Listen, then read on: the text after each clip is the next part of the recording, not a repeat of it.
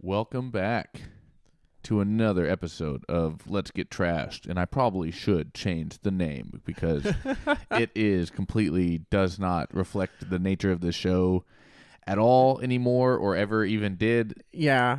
I was wondering about that, actually. I was going to ask you one of these episodes what the origin of the name or... Yeah, so when my friend Steve and I first started this show, it was... we were trying to come up with a name. I originally wanted to call it Nick and Steve Disagree because we disagreed on a lot of movies, and it was really fun and funny to for us to argue with each other. That's cute, too. I liked it. He didn't like it. All well and good because he left after just a few months, and and now it would be weird. But so anyway, we came up with he came up with a version of Let's Get Trashed. And it was like we'll get fucked up and watch movies, or get fucked up and talk about them. And it was all on Zoom when we started. Our first however many episodes are all on Zoom.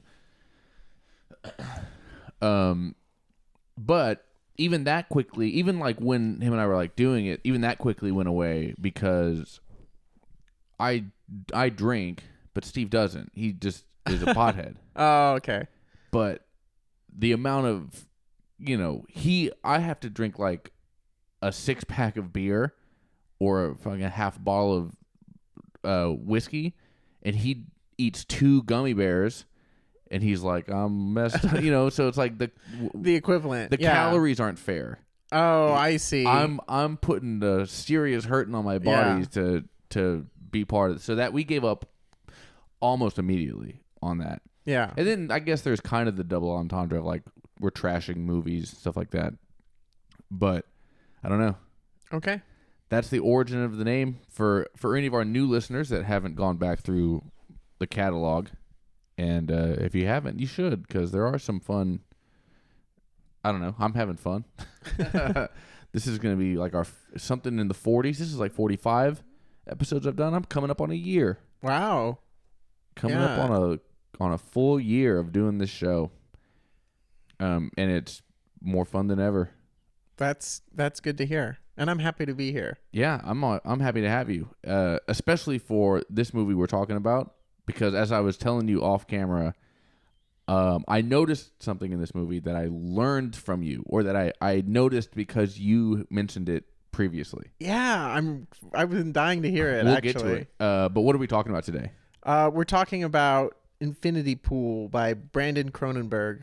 Yes, Infinity Pool, which you just saw today. I saw 2 days ago. Yeah, scant hours ago. Yeah, and I mean, I'm right off the bat.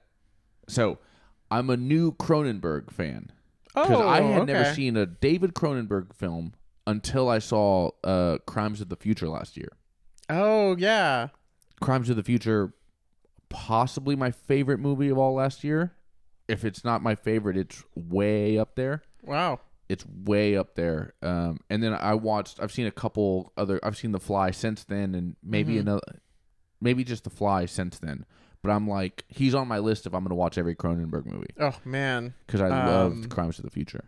I haven't seen Crimes of the Future yet. I'm a little bit nervous, because I've been such a big Cronenberg fan for so long. Sometimes, especially when a director has such a big time gap in between films, I'm always just is it good? Is it still gonna be good? But I should watch it because I have heard that it is good. So I think you should watch it because I think it's I think it's a great movie.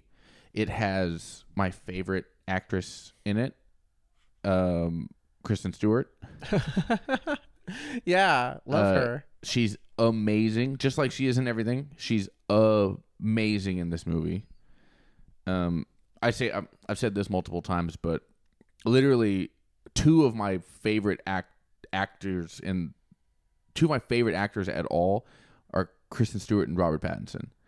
So I'm gonna go back and I've never seen Twilight, but I will watch them. I will watch them as a man in my 30s. Yeah, no, and watch them by himself. Some would say that's the best time to watch them.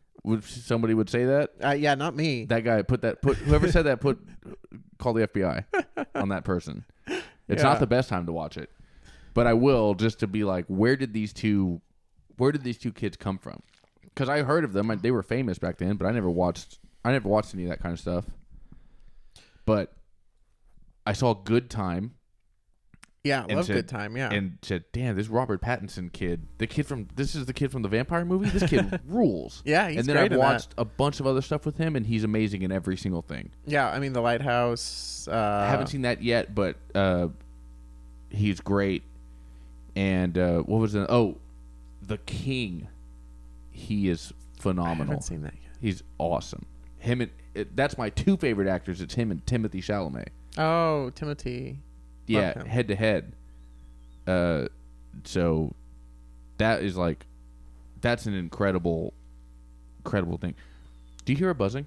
A little slight buzzing, yeah. Let's see. I thought maybe it was just me. Is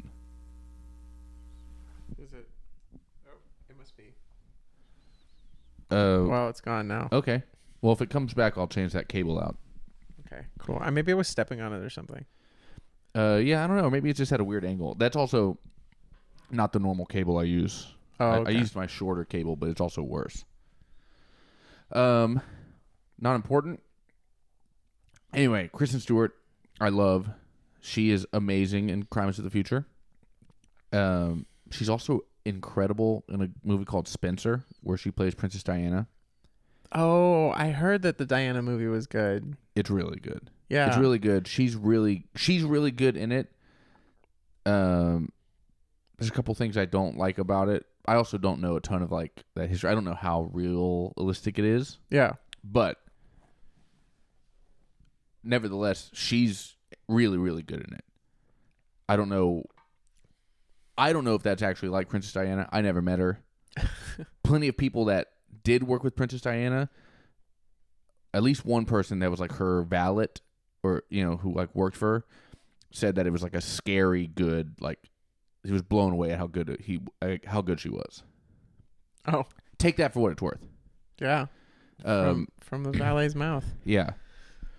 Anyway, now I'm on to Baby Boy Cronenberg. Yeah. The dude, the boy. The boy. Is this his second film? Yeah, I think it's his second feature. He has a bunch of other either shorts or maybe even music videos. Okay, yeah. But I'm pretty sure this is his second feature, Brandon Cronenberg, and I loved it. Did you see the first one? His first Possessor? That's good. It's good. Okay. Yeah. What did you think? I mean, just preliminary thoughts. It's super fresh for you. What did you think of Infinity Pool? I liked it a lot. Yeah? Yeah, I did. Me too. For a number of different reasons. And we're kind of talking about trailers off camera, but the trailer did a really good job of setting you up for what this is. I hadn't seen a trailer or anything. Oh, okay. Yeah, I'd heard about it very, very briefly, just that it was by Brandon Cronenberg, but I hadn't watched any trailers or anything, so went into it completely blind. Cool. Yeah, that's a really good way to do it. Yeah, there's so many fun things to talk about in this movie. It's one of the most fun, interesting movies I've seen in a long time. Probably since Crimes of the Future, as far as this weird universe. Mm-hmm.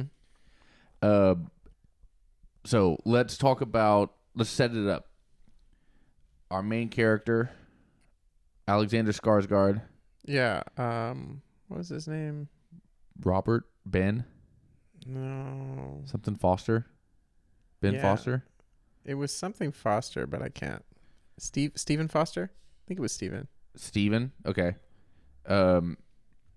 Skarsgård and his wife, Cleopatra something. Her name in the movie is M. Yeah. Stephen and M, they're at a resort. They're staying at a resort in a third world country. It's one of those, Cancun or whatever. Don't leave the resort. Stay here, whatever. Yeah. The movie sets them up. He's a kind of a washed up writer, and she's the daughter of guy who runs a publishing house. Yeah, so she's got some money. He wrote one book, trying to write another one. He's not really, he's struggling with it. But whatever. They've got enough money for this nice vacation. They run into a fan of his, which is rare. But they find somebody. Mia Goth is a big fan of this guy's writing. Yeah. Mia Goth's character. Was it Ruby? Danny? No. I gotta look this up. Man, we gotta list all these characters. I just looked at this information seconds ago. Here she is. All right. Grasping in the dark. Gabby. His name's James Foster. James. Yeah. So James and Em are married. Gabby is married to a dude whose name I can't remember. Albin.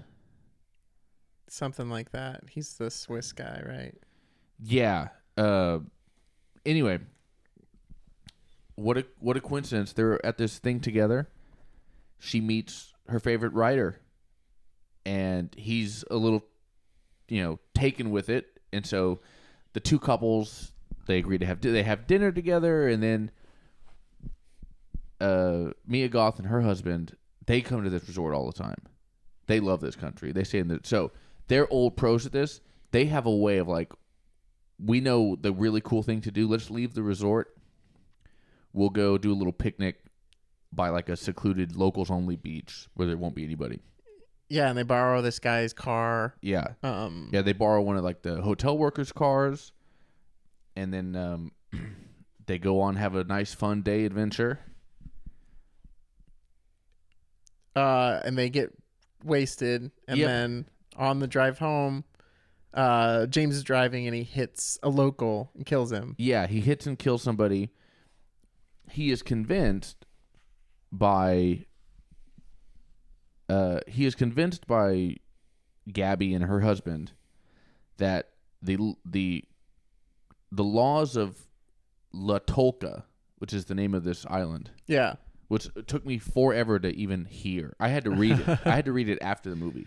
Because every time they say like the name of this fictional island or fictional country, it is like impossible to hear. Almost like you know how they have those whenever you're populating something with fake text just to see what your newsletter would look like. Yeah. And it has like weird, just like it looks like words, but if you look at them closer, they're not words. Limpsum jimsum. Yes. That's what popped into my head. When every time they would say the name of this fictional country, I felt like they did something where it was like, why can't I hear that word they're saying? Yeah, it took me a while too, actually. Yeah, so it's La Tolca, and La Tolca is fucked up. They kill people for any crime. You commit a crime, you get killed. Seems like a crazy fictional place. Seems like Saudi Arabia. Seems like plenty of places that are real, but in this case, it's a fictional tropical kind of island. Very nice. Yeah. Beachy. Yeah, beachy, like a Southern European kind of beachiness, like or Croatia or something like that. I think it was filmed in Croatia. Yeah, it was filmed in Croatia. It seemed to me very like tropical because they had a rainy season coming on. Yeah, that's a good point. They did have the whole rainy season thing. Yeah, they're at the end of the, we've only got a couple more weeks before the resort shuts down. We're here at the end of the dry season because the rain's coming. That's just a setting that they mention. But anyway, our hero or whatever, our main guy, James, kills a dude. They convince him like, you're going to get killed. They just execute people, even if it's an accidental drunk driving thing. Let's just run away. The next morning, he's been sold out by his friends. They came looking for him. They arrested him. Yeah. And arrested him and his wife and put him in jail. Yeah, and then, here's where the movie begins. Or here's where the crux of the story begins. I guess this is in the trailer, but we'll just call it spoilers from here on out, folks. Yeah, that seems safe. I mean, this movie really keeps you guessing. So you didn't even know about this part of it? No. I didn't know about that part of it either.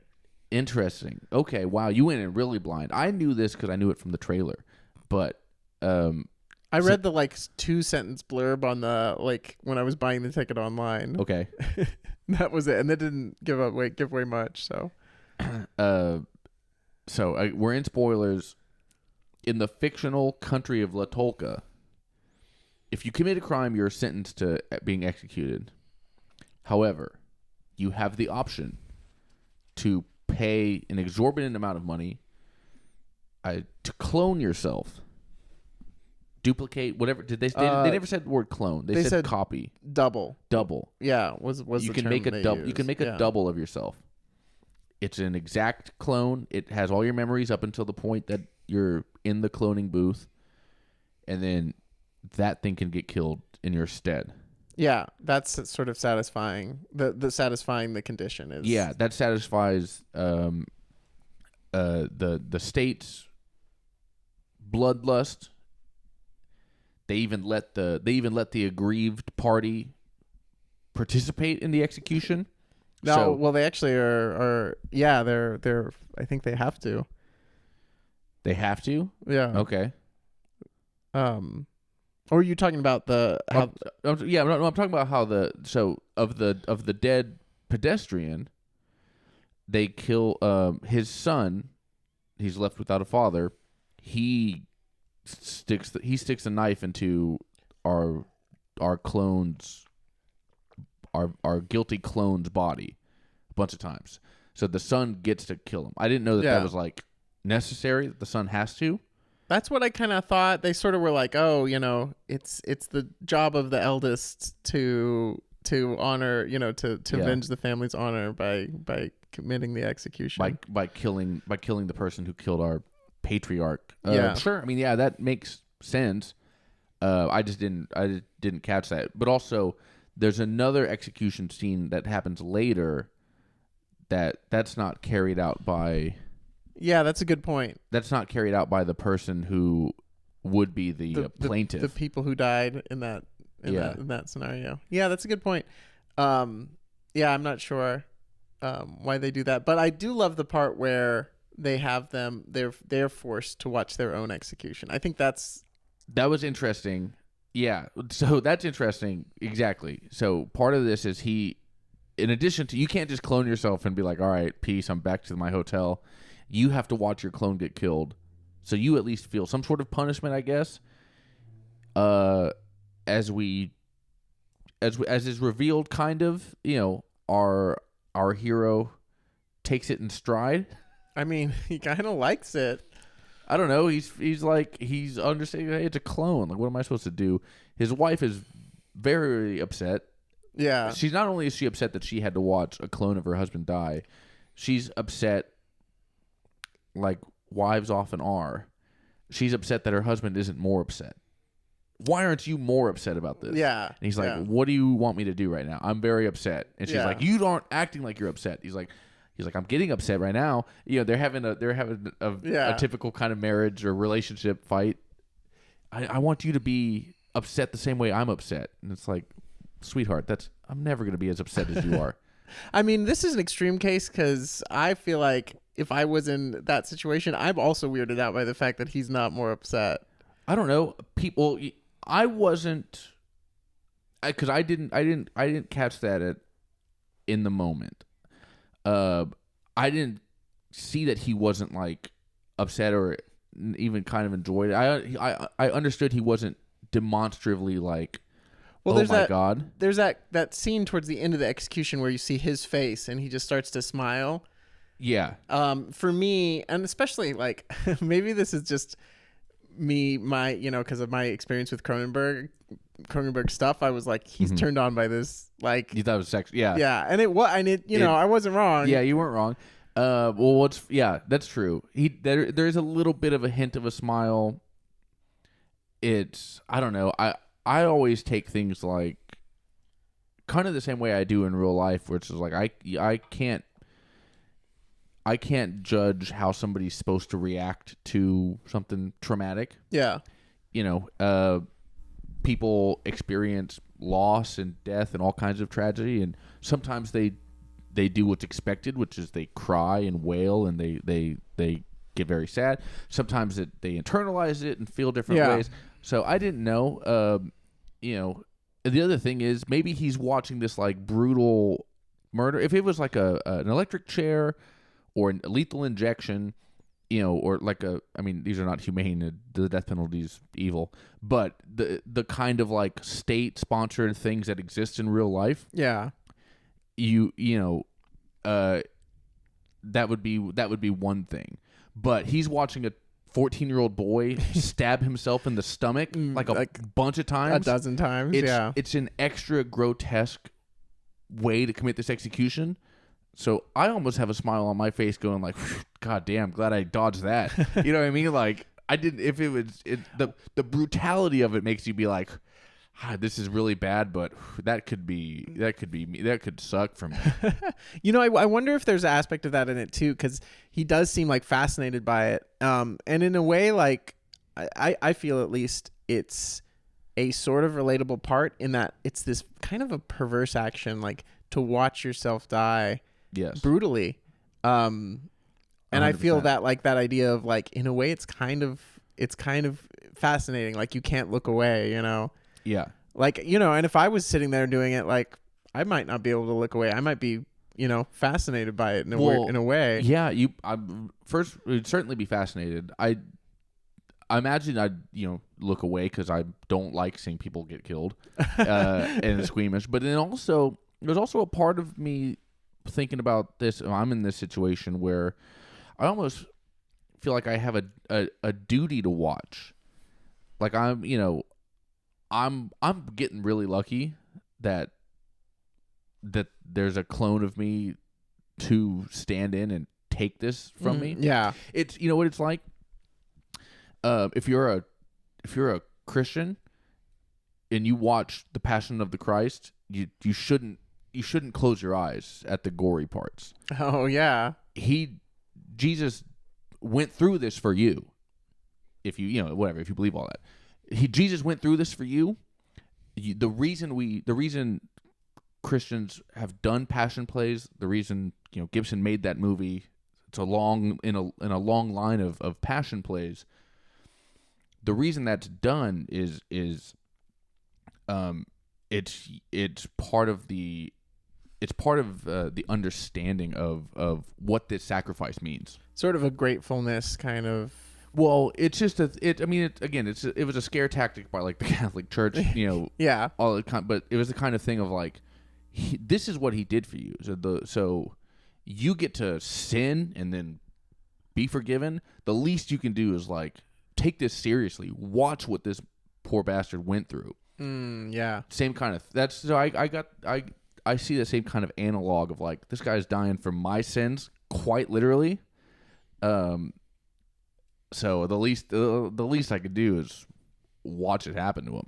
You know, that is funny that you say that, because something that, and I love this about the film, is that I kept having predictions for how things were going to go and I was wrong. Yeah. Like, I mean, I definitely saw some things coming, you know, in the beginning, maybe I felt, but, you know, I was like, oh man, he's going to develop sympathy for the double that's standing in for his death. I was like, I bet that's what's going to happen. Not at all. Not even a little bit. Yeah.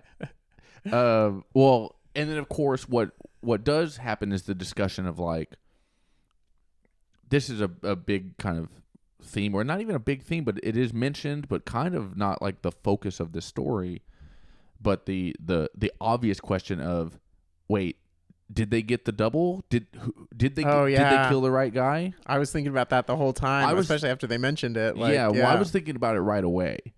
Because that was the first thing that popped into my head. It was like, wait, how do we know? Yeah, how do we know which one really died? How do we know this guy that woke up in a hospital bed?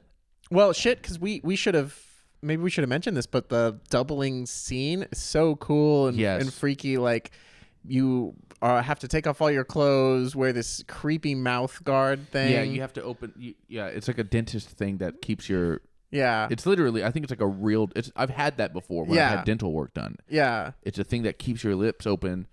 And then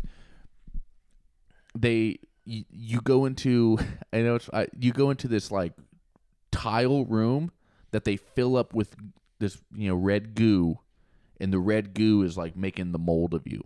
Yeah. I noticed it's one of those things in these horrifying moments in the movie. I still notice weird details, like the tile was it wasn't like a medical facility at all. No. And the tile was like blue with like yellow flowers, and it had like just regular grout. Looked like grandma's bathroom tile or something. Exactly. Yeah. It looked like blue, bathroom tile. It was very it was so far from being. It's such a weird choice because obviously it's an intentional choice. Yeah. To make the cloning chamber look like that. No, the film's very intentional, and it has the doubling scene is the first of a few like these just trippy psychedelic flashes of graphic images. You're not sure exactly what you saw. Maybe you saw something weird happening. People's bodies deforming. Should we get to that? Should we get to that right now of our predictions of whether or not? Again, don't forget, folks, we're entirely in spoilers. Should we get to? Because this is never explained, so I guess it's not a prediction. But do you think they killed the original, or do you think they killed the clone in the very first execution? That's a great question. I don't know, and I feel like there's no way that they kind of spelled it out in the movie too. Like if there's no way to know, does it matter? Like, yes, that's a good point. Maybe it doesn't matter. I don't know if I would. I don't know. I mean, I'm sure I would care if I was in this situation. I would care. Well, because the clone is functionally you, right? Yeah. Like either way, they're killing you. Mm-hmm. Like that clone thinks it was you. Like there's the great scene where they're all. So he meets. I guess to advance, just what we're to the point where we're talking about now. He meets jump ahead a little bit. Yeah, he meets this group of people who all have that shared experience, including Gabby, played by Mia Goth, including Gabby and her husband. They actually, in a way, set this up. Yeah, they did. They knew this would happen to him. Well, they definitely set it up. Well, we find that out later. But yeah. Anyway, my thought on it was that after the cloning scene, after the doubling scene, our protagonist wakes up in a hospital bed. So he goes into the room with the blue tile, completely naked. It's filled up with all this red goo, and that starts to make the mold of him, and then they somehow make a clone of him. Yeah. The next scene, he wakes up. He's in a hospital bed. He's got an IV in his arm. His wife's by his side. She's like, "They did it. They made it of you. They let me out of my cell, and now we have to go watch the execution." Or they go down before the execution. They go into like the antechamber. Yeah. And that's when he sees his clone lying on the table. Yeah. And then they're looking at it, and then the clone wakes up, and that's like the one jump scare kind of in the movie. Yeah. The clone. Well, it's just the sudden motion. Mm-hmm. But the quote unquote clone is he's in a block of like red stuff. He's like wrapped in red plastic, I think, or something like that. He's in a block of red goo. Oh, I see. So they're like kind of chiseling him out of his mold they're or chiseling whatever. him out of the red goo. But the original guy is the one who went into the red goo. Unless there's another room of red goo where they're growing the clone. But I don't know. I see one guy go into red goo, and I see the same guy getting cut out of red goo. I'm assuming that's the same guy in both scenes. Yeah, I mean that's a good point. I guess I did notice that he was coming out of the red goo too. That could have been him. They could just be, and that would be a wonderful implication for the movie. They're just telling people that they're going to make doubles of them, and then the doubles go free, and they kill the original. Yeah, although it doesn't really change anything. No, not really. Yeah, it functionally they have this discussion. And of course, once he goes deeper into Mia Goth's world and meets her circle of friends that have all had this done to them. All had it done to them, and all have come away kind of fascinated by it or changed by it. They've formed a sort of supper club. Yeah, that about their shared experience, and they kind of like it impacted them, to say the least. Maybe they even fetishize it. You could say it that way. But the first question of the guy is like, were you worried that they got the wrong guy? And they all kind of talk about that, and it's like, how could you worry about that? But then one of his wife or another woman at the party is like, who even cares? Yeah, we're all I can't tell. None of us can tell the difference. We'd never know. Yeah. Yeah. So that was just my thought. Again, it that would have been an interesting, I think, a possible interesting thread to pull of like explore that more and maybe try to determine. But then again, that's also what I like about this movie is that that's the expected thing. That's what I would do as a guy who can't write a movie.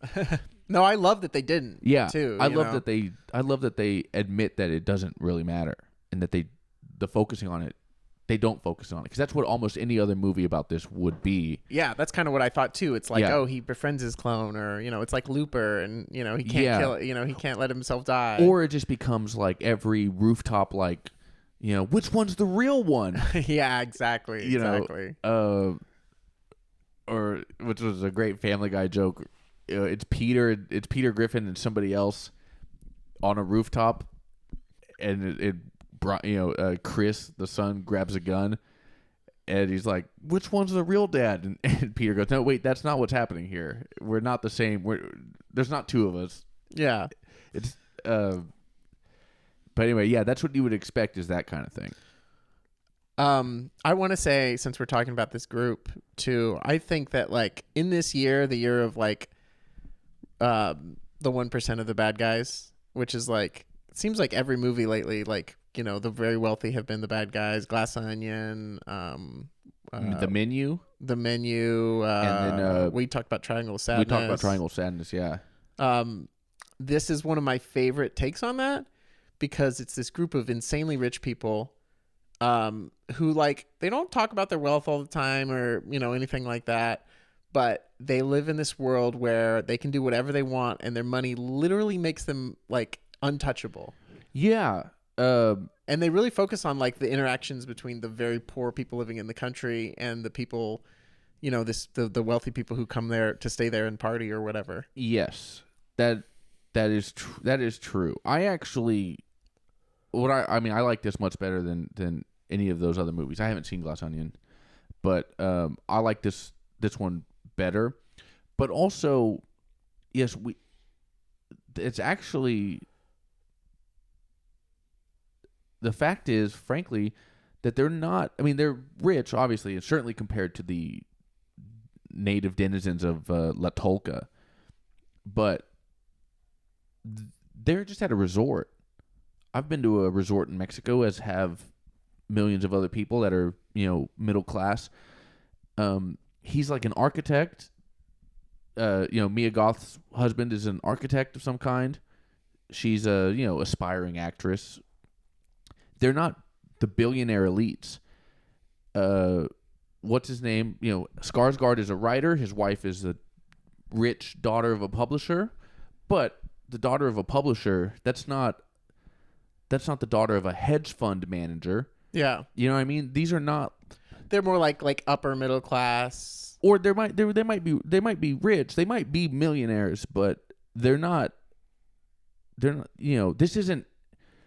The fact is, it's a resort. It's a resort at a place. Yeah. This isn't Epstein's Island, which is where the super billionaires go. That's a good point. You know what I mean? This isn't Triangle of Sadness. The richest yacht experience. A yacht with only. Although there's only 20 people on this yacht. That resort did have armed guards.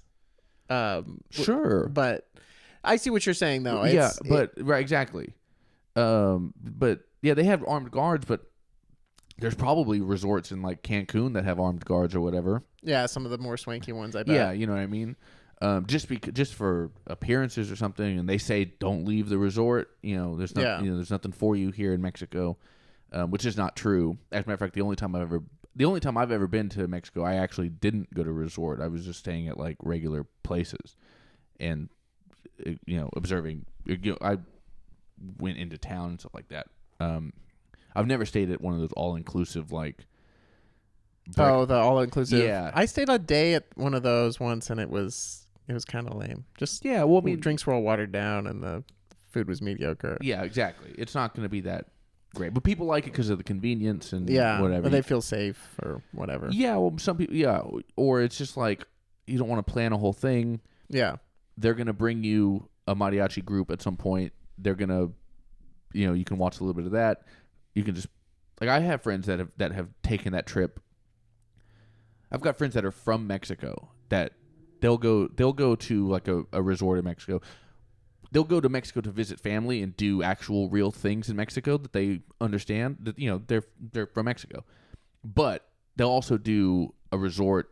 It happens to be in Mexico. They just want to go to if they had one of these in the States, they would go. Yeah. They just want to go someplace where everything's paid for the weekend. Yeah, and you can just hang out on the beach or whatever. Yeah, they're not my worried mom about does that every year. Yeah, they know the food's not that great. They're from Mexico. Yeah. But they just want it all to be combined. Yeah, totally. And they don't want to do a cruise. So this is it. Either way, this is a much more accessible thing than than the menu or the Triangle of Sadness. Triangle of Sadness. Yeah. No, I agree with you. I think that they're meant to be rich, but maybe not like obscenely wealthy. Right. Well, and they never tell us how much it costs to get yourself cloned. I imagine it's a lot. It can't be. It can't. Yeah, it can't not be a lot. But that's the other thing that's takes me out of like the realism of this movie. It was just the fact that if they're cloning people and killing them, I mean, I would never talk about anything else. You know what I mean? We just can't be talking about oh my God, did you see that football game? They're cloning and killing people just daily in in La Tolca. Like, it's such a wild, crazy thing. It can't be like I don't know. I can't have any other conversation. It'd be like if I ever got abducted by aliens. Yeah, and then or like you had proof that aliens were abducting people. Yeah, I'm not gonna. Yeah, if you invite me to a dinner party, guess who's bringing up aliens? Yeah, I've got nothing else to talk about. It's the alien guy. There probably are a lot of people like that out there. I'm sure. Oh yeah, there's definitely people that only talk about the most annoying things. But that's what's like kind of a weird thing about this world. And they found out they had been arrested, and then it's like you have this option to get cloned, and nobody was like, wait, what the fuck? You'll have that here? He's just like, okay. Yeah, he just kind of tacitly goes along with it. Well, and what I love too is like it's definitely a little bit like ridiculous in the film, like you're saying, like logically it's like they have cloning technology but they only use it for this really weird specific use. Why is this country still so poor? Yeah, if they're charging people so much to if they have all this clone tourism money. Yeah. But really, I mean, what it really is, right, is a metaphor for if you have money, like if you're wealthy and you get in trouble, you're exempt from the consequences of the law. Yeah, you can just keep you have to throw money at it, especially in a poorer country where your money goes a lot farther. Of course.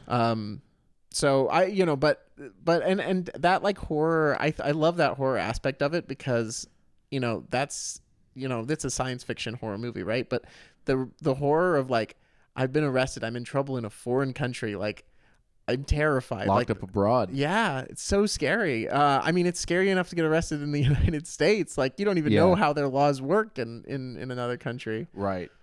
And after he commits the crime, again, it's an accidental manslaughter. It's a DWI manslaughter thing. But he's got this woman screaming at him like, they kill people here. Like, you don't understand. We have to go. And he's just, he can't take a second to be like, everybody shut the fuck up. Like, it's, we'll do the right thing. Everybody's just so panicky because of the fear they have of of this foreign country's laws. Now, obviously, they're well versed. But we don't know that at the time. Yeah. I think she's being hysterical. Well, and he couldn't have. I mean, it honestly didn't matter what they did. Like, the authorities are so funny in this because they kind of are just like, well, you committed another crime, come on back, like, pay the fine, get killed. Like, they're so it's so routine for them. Except, that's true. Except for the fact, this is something that just occurred to me right now. It should be routine for them to, but they don't. if white collar criminals, they don't have cops show up to handcuff them. They just, they call your lawyer, come check in at the station. Yeah. We'll talk about your options. Which is what they could have done if they wanted to explain, here's how it's going to work. But they still went through the whole, like, the actual police song and dance of they're banging on his hotel door. He opens it up. They're like, they charge in and you're so-and-so. You're James Foster. They arrest him. They arrest him. They arrest his wife too, screaming. They're taking him to the station. Yeah. And then be like, here's how you get out of this. Just give us some money and we'll take care of it. If the crime is at that level, you don't need all that other stuff. You could have a clerk be like, "Hey, I have a summons here," like serving like serving divorce papers. Like, you've been served.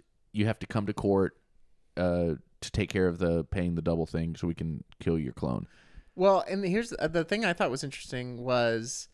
Then this is kind of what I picked up from that first scene, and this is kind of like, I think this is true, but I don't know if the movie ever explicitly says this, but I'm pretty sure the only time they do the execution penalty stuff is for people they know can afford it.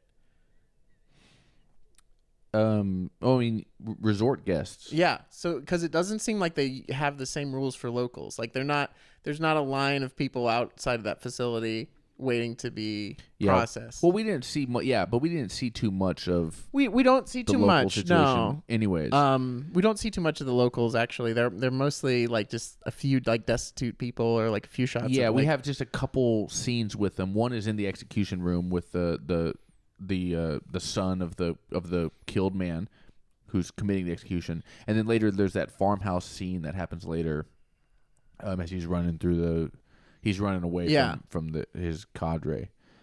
But I got the idea, like halfway through the movie, especially when they were talking about, why they charge for, when he's explaining why they charge and their system, that like, man, they don't. I don't think they do this for everyone. Like, I don't think that like if you're on the street and you get caught stealing bread, like you get executed. I think it's like a way that they've found to essentially make an extra charge for these tourists who want to come here and get in trouble and, party and do whatever they want. And so they're like, okay, hey, listen, we'll either kill you or we'll make a double of you for a ton of money. And then, make you watch us kill that. And that's just how they sustain their economy, or at least how the corrupt officials get paid. Exactly. Yeah. We don't see trickle down economics in this exhibited in La Tolka from their prosperous judicial system. Although they do mention that the like owner of the resort is congratulated by the mayor for bringing all this money to the city. So there's sort of that implication that maybe there's sort of a machinations behind what's happening with the locals. But also any successful business gets one. It could just that's be like, true. Any chamber of commerce is giving that to any kind of like business that's doing well, and that's true. Yeah. So that was what was kind of interesting. It's just such a mundane, like he's just a hotel owner. Yeah. So before we get further into this, into Mia Goth and her group of friends, what I learned from you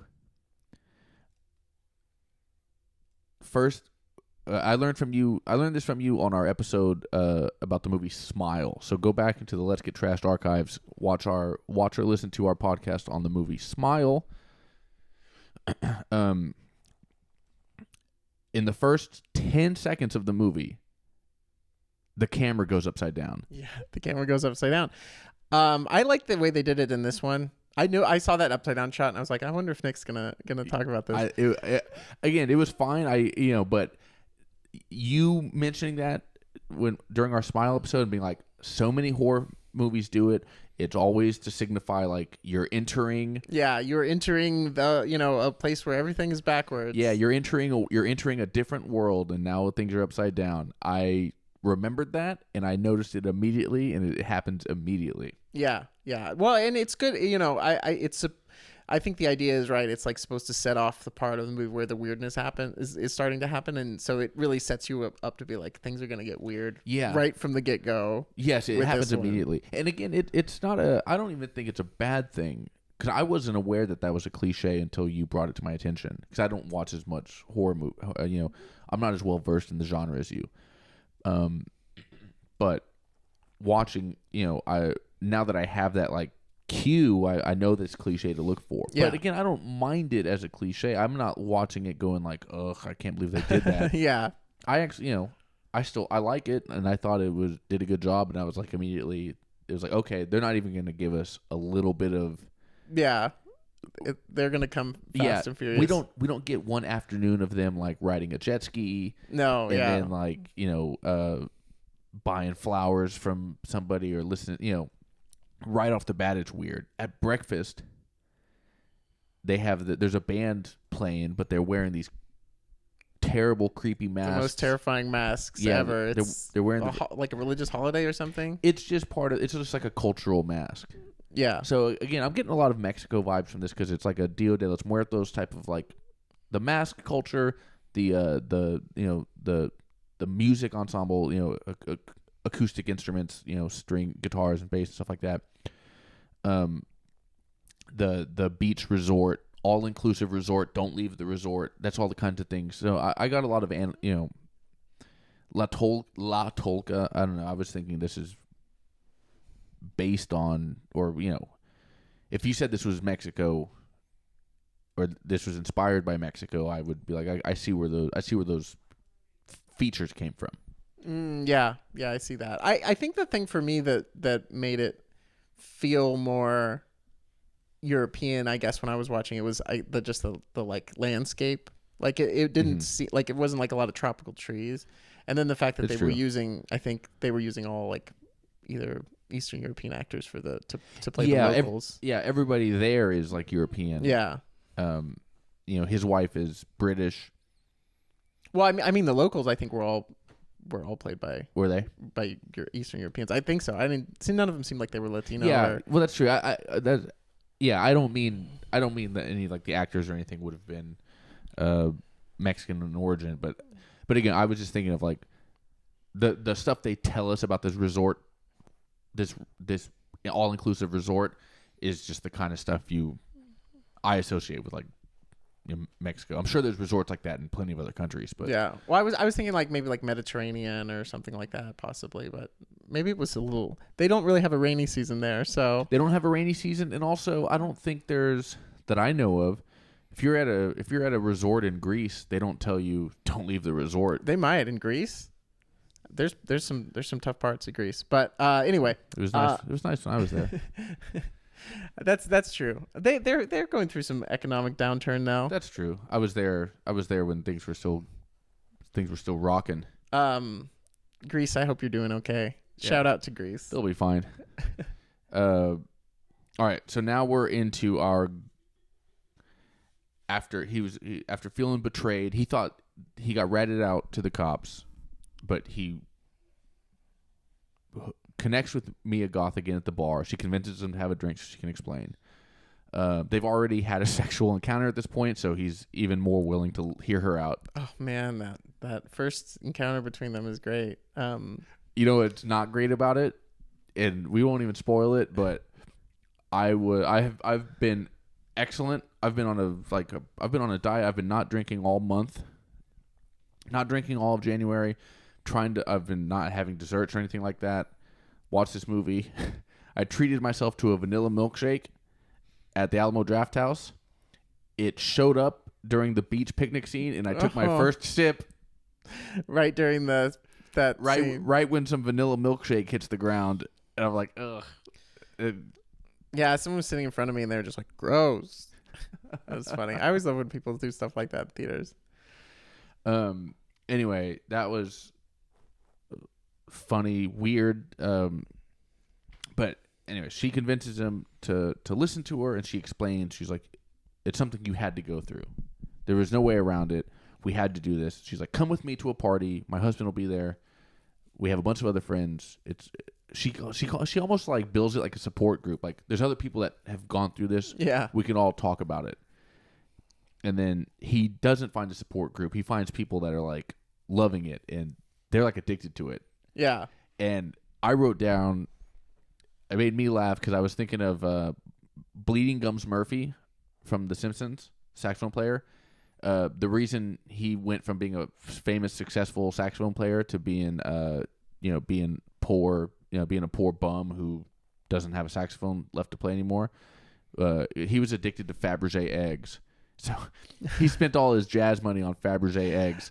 Oh, yeah. That's how he became destitute. That's hilarious. That was his addiction in The Simpsons. And so I wrote, these people are addicted to Fabergé eggs because they're addicted to the most expensive thing, which is cloning yourself and getting it killed. And watching yourself die. Yeah. Yeah. Yeah. Well, and it seems too like they've kind of, it almost has given them this like, we can't die sort of feeling. They're also like reckless and wild. They're all just fucked up all the time. And, Yeah. And they're just all about it.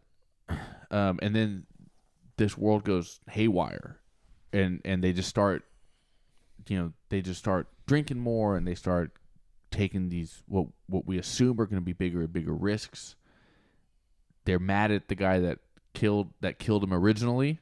They're mad at the guy that originally got him in trouble. The other, a competing hotel owner. That's when they go break into his house. I don't know, but that's when it gets dark, and he's now in this like tough crowd. He's estranged from his wife because she's just upset about it, but he's enjoying this. Yeah, and they're sort of terrorizing in a way, they like, they break into this guy's house and they terrorize him and his mistress and the other people who are in the house, and they murder 2 people. Like, they're so like lackadaisical sort of about it. They're just, having fun and, and they're not worried about the consequences. I have another note. I could just imagine like being at this resort, and I'm just in the background like doing only resort things. Yeah, I know. I'm eating oysters, and I'm drinking a mimosa, and I'm like having fun. Just that would be me. Just have a guy having fun, completely unaware that around him people are committing murders and getting murdered, and it doesn't matter because they're being cloned. I would just be the guy that's totally. I'm the guy asleep in the chair on the beach while everybody else is killing each other and having crazy sex parties. Yeah. Yeah. Yeah, you're like, oh, I didn't even hear about that until afterwards. I was there the same time though. Yeah. Yeah, that's hilarious. Yeah, I know. It's funny that it's all taking place in this backdrop of like, people having their vacation or whatever. Like, yeah. So after they have this, they go and they break into this guy's house and they kill people, and they're captured, and they're all sent to be executed again. Yeah. And the movie kind of baits and switches you because you think, oh man, this time they're not getting out of it, because the detective comes in and he's like, we're gonna set an example, and then they go and slit everyone's throats. Yeah. And then as soon as they do, you see them, everybody still there watching their doubles. Cuts back to the bleachers. And now they're on the bleachers, the same ones from earlier. They're on the bleachers like cheering and clapping and smiling, yeah. High-fiving each other. That was such a weird, that was such a great moment. Yeah, it was a great moment. Yeah, and then we start to see, I don't know, the psychology part of this is so interesting because it's not.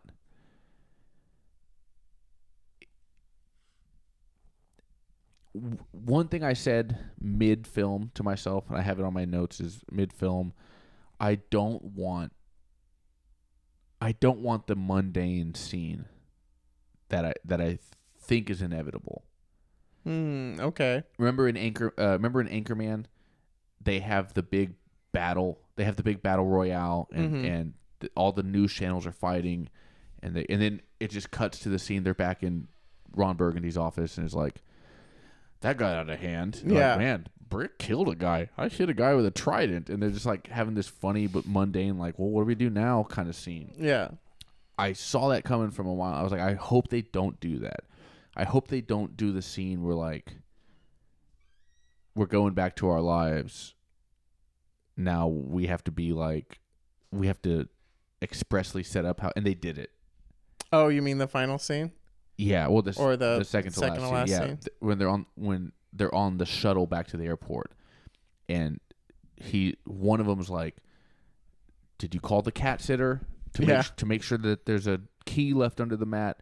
And then they're like talking about like, "Oh, we have that furniture delivery next week, right?" They're back to just doing mundane stuff, and I was like, I didn't want that scene. Interesting. Why do you feel like you didn't want that scene? Because it was predictable? Or? Yeah, just because it was predictable. Just because I saw it coming from a mile away. But I guess it worked.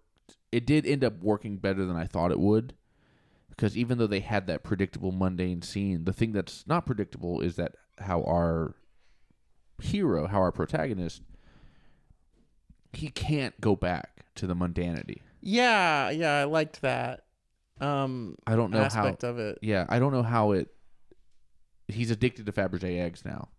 Yeah, in a more serious way than these other people that can arguably afford it even more than he can. But he ends up not going back to the real world. He has to stay. Yeah, I thought that was interesting because, there's a big climactic scene where the group, the whatever, I guess they don't really ever call themselves anything, but they, he's like, I'm out, because they basically set up this thing where they're like, okay, you're going to get back at that detective who keeps, fucking us over. And they have him beat a hooded man, and piss on his face and all this stuff. And then they take off his hood and it's him, it's a double. They made a clone of him. And there's sort of the expectation, like, okay, now it's time to kill your clone, like, you have to be the one to do it. Yeah. And then and then we have that whole chase scene and everything, and they force him to do it, which gives us the best line. I mean, Mia Goth is incredible in this movie. She's great. She's so good. I by the way, this movie has made me realize that I want an evil girlfriend. So, any women out there that are straight up evil and want to date me, please slide into these DMs, because I'm down to date a Mia Goth type straight up evil bitch. Okay. Yeah, that sounds like a great idea. Yeah. But my favorite line, or my favorite read of a line is her. They stop his shuttle bus. He's trying to get to the airport so he can leave, and they run it off the road. And she's sitting on the hood, or she's sitting in the car, shouting at the bus, going, "Come out, James! What are you doing in there, James?" And she's just like unhinged, and she says, she says it so weird, and she's laughing and going manic. She is incredible in this film. She's great. She has such a good, like, scary, intense energy where you're like, you're going along with it, but it's also very frightening. Yeah. Like, it seems very dangerous. Like, it could snap at any minute. Like, it's extremely frightening, but she's also wildly, wildly hot. And so you're just willing to... I mean, again, I get it. I would be caught up in it, too. Because, like, oh, man... Look, I've had weird nights that I didn't want to have because I was trying to spend more time with a girl who was doing weird things or whatever. That's like usually going to a club I don't want to go to. Yeah. For me, it's like I don't want to go to this EDM dance club, but I will because this girl's hot and she wants to go. This is Totally. this is that to the highest level. Well, I mean, that's kind of why one of the reasons why he really gets sucked into it too is her. Like he's clearly got a thing for her, or maybe just loves that. I think he mostly just loves that she likes his work. Yeah, she loves that he's a fan. He loves that she's a fan. Which is why it's so devastating for him. So devastating. After they force him off, he's trying to leave, like you were saying, and that I love that scene where she shoots through they pull up when she's pointing the gun at him, and he's like, holy shit. Yeah. Like she just shoots out the window of the bus. Like, God. Yeah, it's so good. Yeah. Anyway, it's worth it. Watching this movie, it's worth it to see Mia Goth's performance. Oh, totally. And she's given. I mean, I loved X, but I don't think she was as she wasn't as dynamic in X. X was more of an ensemble. There was more people in X. Yeah, she had less of a central role. Yeah, but Pearl, she was stellar. Yeah. She gave that crazy monologue at the end. Loved that monologue. So good. And then in this, she has a couple monologues, and she has so many moments. I mean, so Mia Goth is up there. I mean, Mia Goth and K Stu are like, they're my two favorite actresses. As far as they do weird moments better than anybody, I think. And so it's just so this kind of stuff is what I love to see like actors do. Yeah. No, this was a real, it felt like it was doing weird and experimental things, but at the same time it was very polished, like very well acted and well written. Cronenberg's got he has such a style that's different from his dad's, but is still I can still see inspired by, but different. You know, I can still see that. I'm not surprised that they're related. Watching this. No, but it's not. It's hardly a carbon copy of what his dad does. No, I mean, he's a big fan too of body horror stuff, of the practical effects. People getting twisted, pulled apart. There's, I think, even just it's a quick shot, but someone gets pulled in half. In one of the psychedelic sequences. Oh yeah, the psychedelic sequences, like the orgy sequence and stuff like that, is so good. Oh my gosh, it's honestly, I mean, Mia Goth is just so hot, and she's so willing to do nudity in film, which I just respect. It's just, I don't know, it's really great. So we'll wrap it up. A couple last things. Unless you have any other last thoughts about it. Anything else you want to? I did not, even leading up to it, was not prepared for the tit sucking scene. It was so weird, but so good. So weird, but very appropriate for the moment. Because after they finally they beat him down, they win, and James, they make him kill his double. Now they're getting a bunch of doubles. I don't know how they're getting all these extra doubles. I guess they have the mold saved and they can just make more whenever. They mentioned that they bribed the detective to make another one. But based on what? Like, oh, you mean like on him? So he doesn't so he go. But that's what I mean. He can go into the room once, and then they can just keep making doubles as often as they want. Yeah, I wondered about that. If they had to go in multiple times, they never show him going in again. But maybe they do. Maybe they. Yeah, that's interesting. I guess in this situation, they would have had to do it without him, right? Because he's not even there. Yeah, and is that why that one behaves like a dog? That's the other thing, is they got that last one, the one that he ends up having to kill. Well, the last one and the one that was in the hood are the same one. You're sure? Yeah, because he's got the same marks, wounds on his face from when he got beat up when he had the hood on. Now, why is he barking in like a dog? So what they're doing is they're continuously giving him that hallucinogen. Oh yeah, the drug. That's right. So they're like keeping him hopped up on that, and that's kind of, I think that's why that's another the burning the incense thing that also I think that also to me struck as like a Mexican thing, like like peyote or something like that. Yeah, peyote or Palo Santo or anything ayahuasca. Like that. Yeah, you know, totally native Central South American type stuff. Yeah. Okay, that's a good point. So by that point, that after a day, he was just so on drugs that they could just do that. Yeah, totally. Like they had just been. Yeah, that makes sense. That's fine. I mean, I wasn't mad about it either way, but I was like, how did they get one clone? Did they get another clone and make him just be dumb? Yeah. Or did they make a clone of a clone? Is it like multiplicity?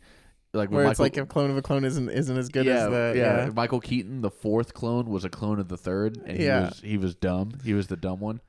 Well, and they do mention that sometimes they come out imperfect. Oh yeah, that's right. I forgot about that.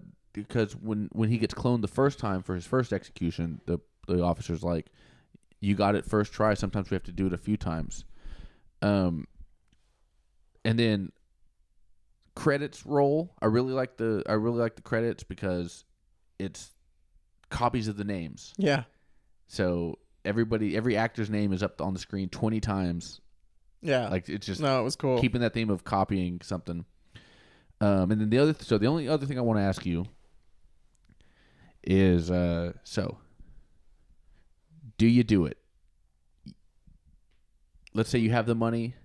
What, do I do the copy thing? Yeah, do you get yourself copied? Do you watch your clone get killed? You mean like as opposed to getting killed? Yeah. Yeah, for sure. You for sure I don't want to get killed. I mean, I want to be executed. Yeah. I mean, it's not much of a choice, right? Like at the end of the day, like if you have the money, like, you know, what are you going to do? Like if you have the option to not get executed. Well, I guess the drugs made it weird because at the end they're like fighting. Or even when they pull the hood off and they reveal that he's been hitting himself. Yeah, I don't know. At that point, I just wrote down. I just had a funny thought that was like, me and my clone are instant boys.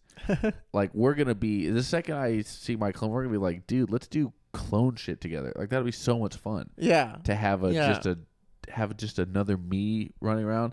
First of all, this podcast would be fucking so easy to book. Oh, totally. Just yeah. me and my clone. One of me is free, right? Yeah. Like at any one time. For sure. Time. Yeah. All the time.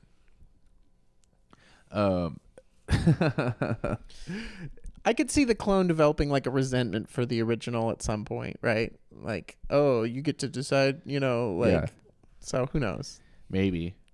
Yeah, because I'll be like, I'm the one that actually did those things. Yeah. Yeah, that's a good point. Well, if the clone has all your memories too, like, right, the clone has my memories, but it's like, come on, you didn't really. Yeah, like you didn't really go skydiving that time or whatever. Yeah, you didn't, totally. I remember it vividly. Yeah, but come on, you didn't do it. I don't know, but it's such a funny thing.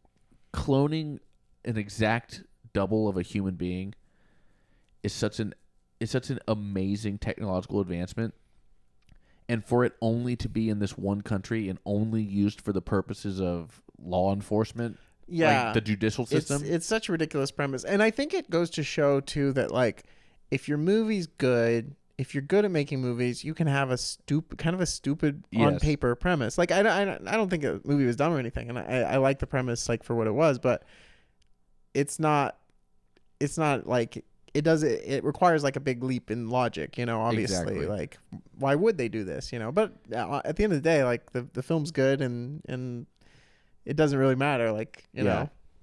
Yeah, and that's what I say all the time. All the characters made sense. Everybody's like that's the stuff that's important to me made sense in this movie. Yeah. The fact that,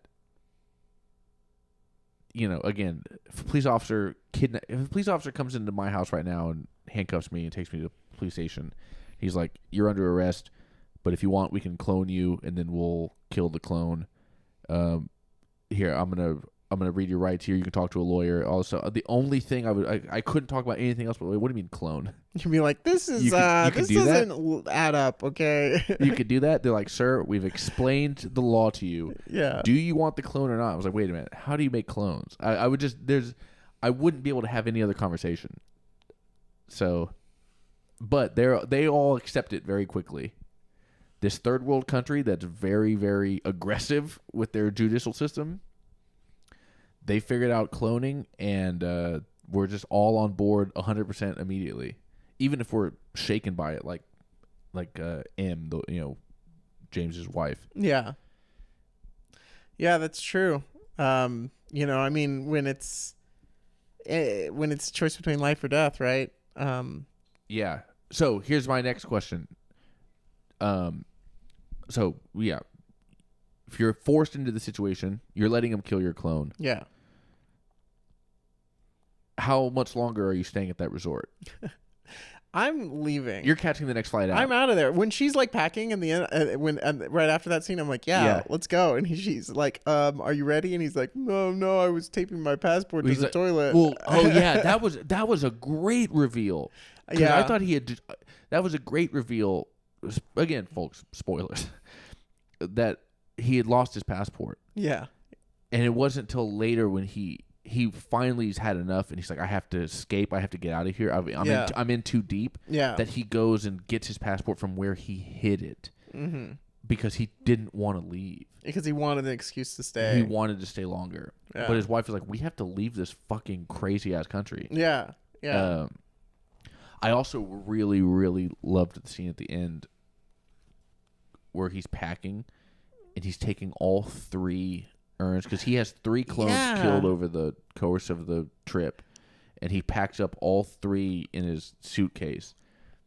I was so fascinated by the way he looked at it, because it didn't seem, he wasn't like upset by it like his wife was, but he didn't seem to like it in the same way that the group did. Yes, that's exactly it.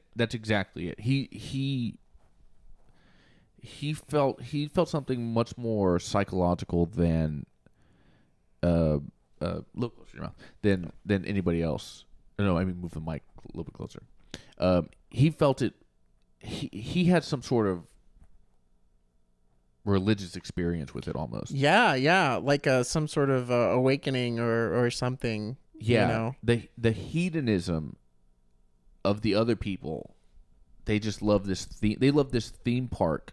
They love the thrill ride. Well, and the no consequences aspect of it. Yeah, but there's something that affected him much more deeply, to the point where he couldn't leave. Yeah. Despite them all being more into it, than him, they were all able to go back into their normal lives, and he just kind of can't. Exactly, it's kind of like a drug. It's kind of like a drug analog. There's plenty of people that are like, Oh yeah, totally. They love to go to music festivals and do Molly or LSD or do cocaine or whatever. Yeah. But then they have their functional real life. But those people they're self-admitted, like, I'm a party animal. Like, I love doing coke and Molly at concerts and whatever. And then there's people that are drug addicts that it destroys their life. Yeah. Totally. Or they have some sort of, there's something in their brain where they can't, they can't just turn it off or whatever. Like, once he's exposed to this drug for the first time, he can't leave it. Yeah. And so it's kind of it's a little cliche, but it's kind of it's a very good last shot of him sitting on the beach in the rain. The resort is closed. It's the rainy season. There's no reason to be in this country anymore. Yeah. But he can't, and I wonder too, like, obviously, like, that's the last scene, the movie's over. I always wonder, like, what happens after, like, what does he stay there? Does he, he keep committing crimes and having clones made? Like, what does he do for money? How does he support this? Yeah. How does he support this Fabergé egg drug habit? No, it's fascinating. And like the idea of killing yourself too, like that's such a common theme in any kind of art of the self, destroying the part of yourself or whatever. Yeah. And he's like sitting there like this new man, having killed his literally killed his past self, or killed the original self, which that would be a fascinating thing too if that was the original. They had switched him, because he wakes up so many times in this movie. Mm-hmm. After having been knocked out or whatever, there's so many scenes of him, where you're like, am I still watching this original guy? Yeah. No, I think especially if it wasn't the original, that last scene is really interesting. Yeah. Like, that makes him even more interesting, to think that maybe it wasn't him, He's maybe it wasn't him. Also, maybe it wasn't a perfect copy. Yeah. This one, I mean, it seems like a pretty good copy, but this one has some sort of like chemical imbalance where he's prone to addiction. I don't know. I found myself like trying to find, I don't know if you did this, but I was like trying to watch, like, because he gotten beat up a few times, trying to like watch for identifying marks on his face to see if they had like changed stuff? Or interesting. That didn't occur to me. Yeah, I don't think I saw anything that like led me to believe that they were obviously trying to point you in one direction or the other, but I don't know. I might have to rewatch it. Interesting. Okay. Yeah, I definitely want to rewatch it. Yeah, I loved it. I mean, I'm gonna go watch Brandon Cronenberg's debut feature for Possessor. Sure. Possessor. Yeah, it's really good. Okay, I'll check that out. I don't think it's quite as good as this one, but it was really good. Yeah, but I thought Infinity Pool is great. I would. And check out, if you're doing Cronenberg stuff, I'm a huge Cronenberg fan, but I would think my top suggestion, since you've already seen The Fly, is probably Videodrome. I've heard that's great. It's great. crazy. I want to watch Scanners for sure. Oh yeah, Scanners is really good too. I've heard that that's awesome. So yeah, I'm gonna go through and just like watch a bunch of them. I'm kind of on like a war kick right now, still. I mean, as far as at home viewing, I'm watching stuff in theaters, like the not surprising, like the very, very well done Women Talking I saw this week, which means somehow I've seen every Oscar Best Picture nominee except for Tar, and I would go see Tar this week, but they only have like middle of the day show times, and I just can't make any of them. This week in particular, I can't make any of them. Maybe I'll try to see it. But I want to watch Tar. I'll rent it.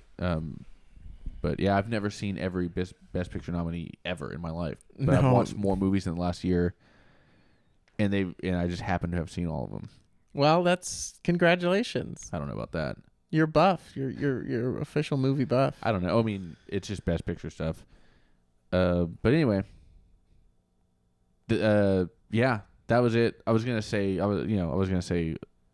I would commit a crime and then I would break my clone out, and then me and my clone would just go have fun adventures. Oh, that sounds like a fun movie. That would be sick, dude. That's what I want to do. I want to have a clone. Just me and my, I guarantee me and my, if I got cloned, me and him would be boys, dude. It would be awesome. But anyway, I'd probably have sex with my clone. And because I have that thought, I know he'd be down. Gross, dude. I mean, that's gay, right? It has to be. It's more like masturbating, I think. I don't think it is. I don't think it is like that. I think you're having gay sex with a dude who just happens to be your clone. I mean, if that's what it is, then that's what it is. But I'm gonna do it. I don't know. I don't even know about because they had. I mean, all those orgy scenes and everything were so weird and intense, and it was like at first the part that ruined it. Maybe we should even put this on the pod. You know what? We're not going to put it on the pod. Go see this movie. I recommend it highly. Check it out. I think it's pretty obvious. I haven't been very good at doing like, do you recommend this? But I love it. I love this film so much. I recommend it unless you're squeamish. But yeah, do check it out. It's got a lot of it does have a lot of like, violence and gore and blood, but yeah, but you know what? So much less than like Crimes of the Future even. So if you're squeamish by Crimes of the Future, this thing is going to not bother you at all because it's way less. Well, that's not true. It might still bother you, but it's way less. Way less like visceral body horror type stuff. Yeah, yeah. But anyway, all right. That's another episode. Thank you so much, Andres, for doing this with me again. Yeah, thanks for having me. It's always fun to talk about these weird movies that are coming out. And yeah. I'm excited for the next one. Stay tuned. Please like and subscribe and do all that kind of stuff. I need to get better at remembering what that kind of stuff is, but leave a comment. Oh yeah, leave a comment. Tell us if you saw the movie and if you liked it, all that kind of stuff.